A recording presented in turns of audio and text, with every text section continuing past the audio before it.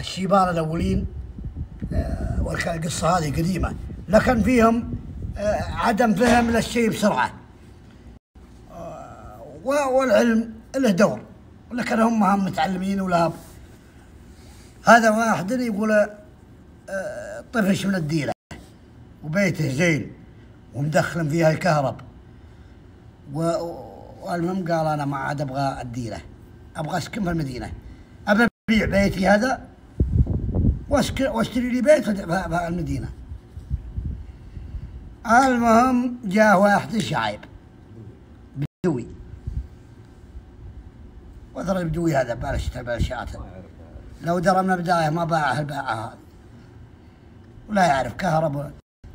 قال أبى أشتري البيت، شرط بلي فيه كله ما تظهر من الشيء. قال أبشر. كم المهم اتفقوا وياه 250,000 حولها.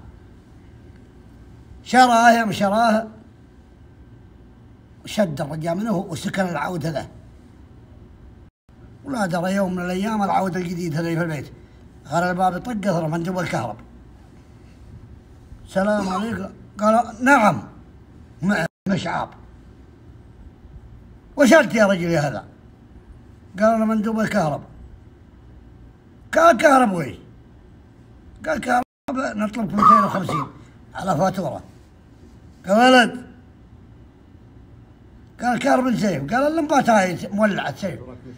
قال وده البيت شاريه بلمباتك كله جاهز، ومشترط على عمي اللي باع ليه، عمي سمين اشترط عليه بلمباته وبكهرباء بنوره، واخذتها مولعة. الحين انت ما اعرفك جبنا اللي مغلي يهاوز مشعاب حق الكهرباء. جاء من حاول يقنعه، قال يا عم في النهاية لمباتك هذه شاريها مولعة، لكن لو افصل الكهرباء انا اما سددت فصل الكهرباء طفت.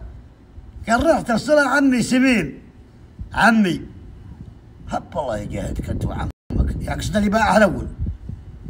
المهم وراح حق الكهرباء وفصل الكهرباء لون اللمبات طش عليه غدراء كردسه،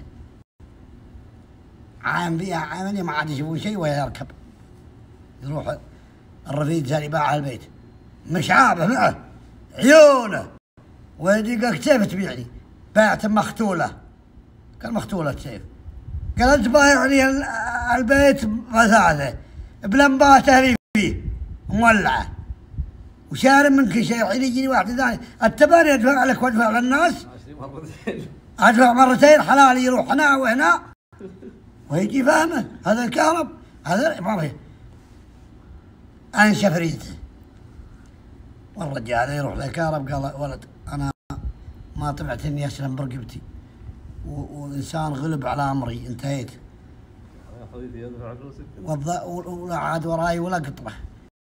كم اللي تطلبونها الرجال هذا؟ 250. قال 250. قال الله يعيني يعطيه 250 لان تنتهي فلوس هذه عندي. حملني بالبيتين هذا بس انا اسلم رقبتي تسلم منه بالنسبه. في حقنا كهرب عمي سمين، عمي سمين، عم فقر عمه من تالي ما بصروه غير بعد سنين، بعد عمه خسر نص الثروه حقته، فطرها عدم الفهم والاقتصاديه. الله لا يبلاك بواحد مثله، المسلم كله ما يبلاه بواحد مثل هذا.